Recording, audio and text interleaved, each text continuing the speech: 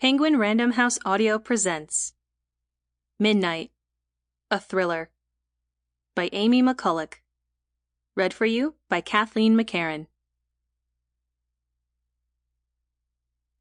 Prologue. I watch as he scampers down the gangway, his fists clenched by his side. He avoids catching the eye of the distracted officer at the door to the ship, racing past the long line of passengers waiting to check in for their voyage of a lifetime. He looks so small through my binoculars, a tiny slip of a man. I wait, but the woman doesn't come after him. No matter, I had planned for that. Besides, this way is easier. I've been watching them, waiting, biding my time. Every moment confirms what I already knew. These two deserve everything that's coming at them. I look down at my phone, opening the message thread from a few minutes ago. We need to talk. Not possible, he'd replied. Be at the hotel in 15 minutes, or else the video goes live. He was too smart to ignore me, especially with the screenshot I'd attached to the message. That would have made his blood run cold. I set down the binoculars. Now I'm certain he's on his way. I have a few minutes to prepare the next stage of the plan. I take out the box with the syringe, making certain it's primed and ready. My bags are packed, waiting by the door for my getaway. The hotel staff will give him a message, sending him to the room next to mine. So I double-check the adjoining door is unlocked and slightly ajar. I've already set up a laptop on the table in that room, facing away from the entrance. I wait until I hear him enter. Then I call. He answers on the first ring, so angry he's practically spitting. I gave you what you wanted. You said you would stop this. It's not enough. Meet my demand or else what's on the laptop goes live. I told you it's not going to happen. The ship sets sail in an hour. You've got your money. You can't just keep asking for more. Now it's time to leave us alone. I don't think so. Why don't you turn it on and see for yourself the damage I can do? I wait for him to sit down at the desk. But it's a ploy. If there was proof, I wouldn't have to do this. Instead, while he's distracted, I step through into the room. What the fuck? I hear him mutter as he double-clicks on the video file and nothing plays. My footstep lands heavy on the hotel carpet and the creak is enough to reveal me. He leaps to standing, but it's too late. In the next second, I'm on him, plunging the needle into his neck. He barely has the opportunity to struggle. I'm too fast, it's too unexpected. And the drugs I've chosen work quickly. As he sags to the floor, I search his pockets for anything I might need.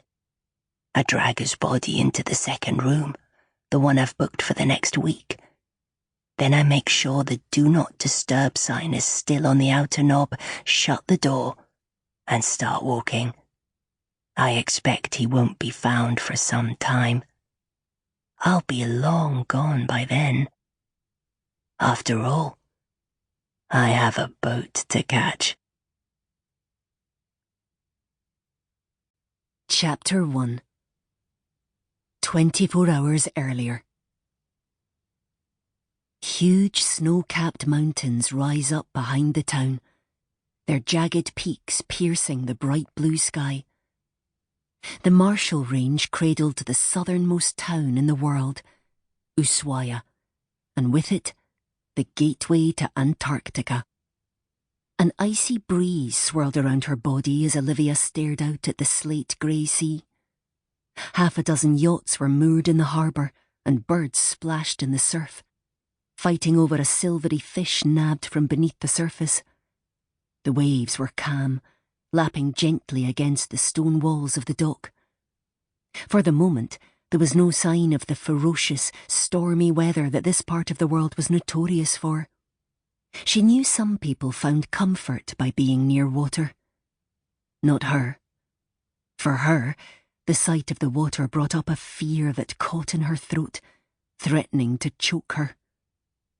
She gripped the metal railing, took a breath, and focused on the large ship docked in the port, the MS Vigil.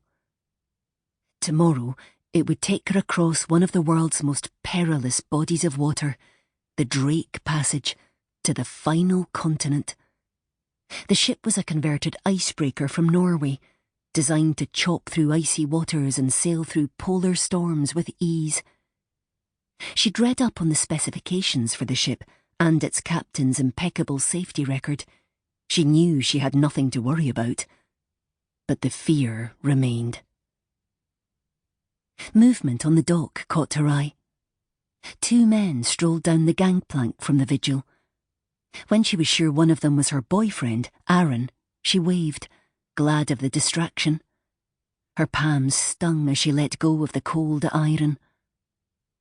She wasn't sure if he'd seen. If he had, he didn't acknowledge her. About halfway towards her, they stopped, speaking with their heads close. They shook hands before they parted, and Olivia watched as the second man stalked off in the opposite direction. She didn't recognise him from the meeting that morning, but that wasn't a surprise. She'd been introduced to so many people, and his face was covered by the fur-trimmed hood of his parka. He could have been anyone. Olivia frowned, but then Aaron turned to her. His cheeks were flushed from being blasted by the freezing air, his normally perfectly set curly brown hair dishevelled in the wind. He gave her a wide smile. "Feeling better, Livy?" he asked, once he'd made it through the security gate separating the dock from the park. He kissed her firmly before she could answer. "No," she wanted to say. "I'm not ready. I'll wait for you here, safe, on land." But she swallowed down her anxiety. She knew this was a make-or-break moment for them, in their relationship and their business. He'd put his trust in her again, even after how badly she'd messed up on the night of his big auction. Still, he wasn't fooled. "Once we're underway, I know you'll love it. The ship is incredible. It feels like a floating boutique hotel. You won't even know you're on the water." "Is everything ready?" she asked, looping her arm through his as they meandered back towards their hotel. "Still a few last-minute niggles." Aaron had been on board overseeing the installation of a special showcase of work by his star artist, Kostas Yenin. Aaron had represented Yenin's work for years, steadily building his profile but never truly breaking him out in a big way on the art circuit.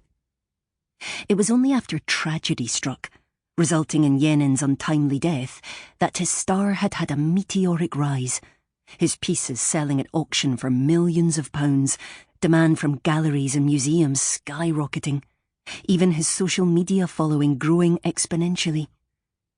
But Aaron wanted to be careful. He'd seen so many gifted artists make a big splash, but then fail to transition to blue-chip status, that top echelon of artists whose paintings consistently increased in value. He wanted to create a lasting legacy for Yenin's art, and that required finding a way to make him stand out from the pack.